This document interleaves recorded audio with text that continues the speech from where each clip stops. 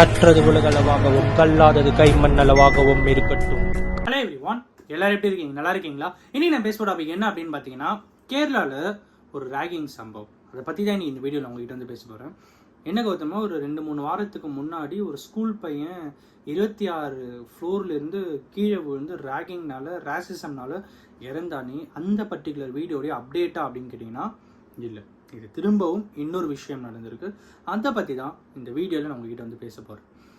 November 2024 ஒரு junior, ஒரு 5 ஸ்டூடெண்ட்ஸுக்கு, ஒரு 6 ஜூனியர் ஸ்டூடெண்ட்ஸுக்கு அவங்க லைஃப்பில் எக்ஸ்பெக்ட் கூட பண்ண முடியாத அளவுக்கு கொடுமைகள் அனுபவிச்சிருக்காங்க அப்படின்னு சொன்னால் உங்களால் நம்ப முடியுமா?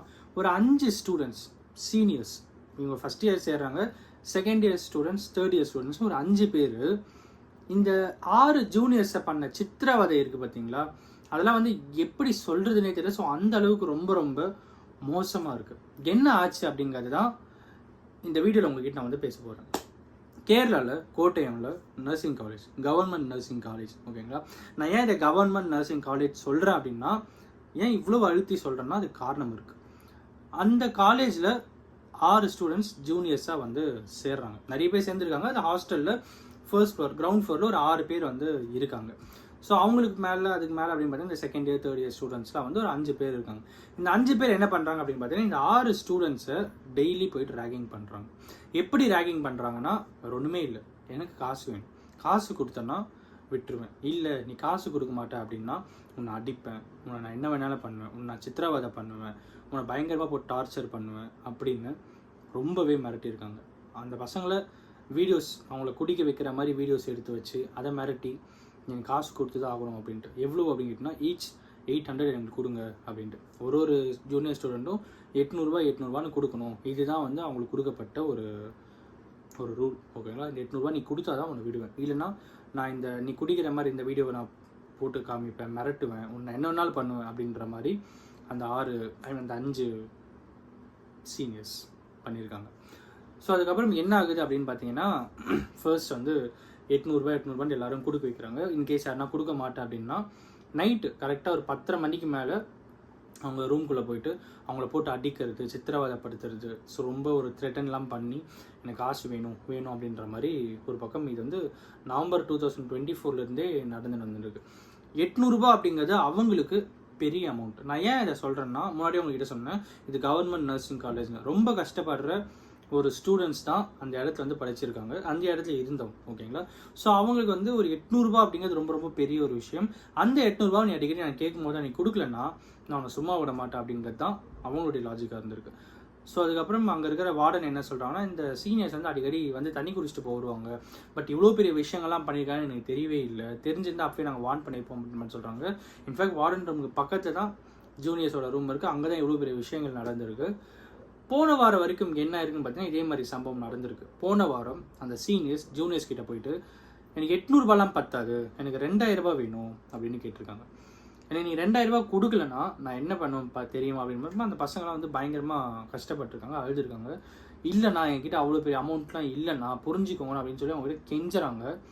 அதெல்லாம் பொருட்படுத்தாமல் அவங்க என்ன பண்ணானுங்க அப்படின்னு பார்த்தீங்கன்னா, அந்த பசங்களை ஸ்ட்ரிப் பண்ணி நிர்வாணப்படுத்தி கை காலை கட்டிட்டு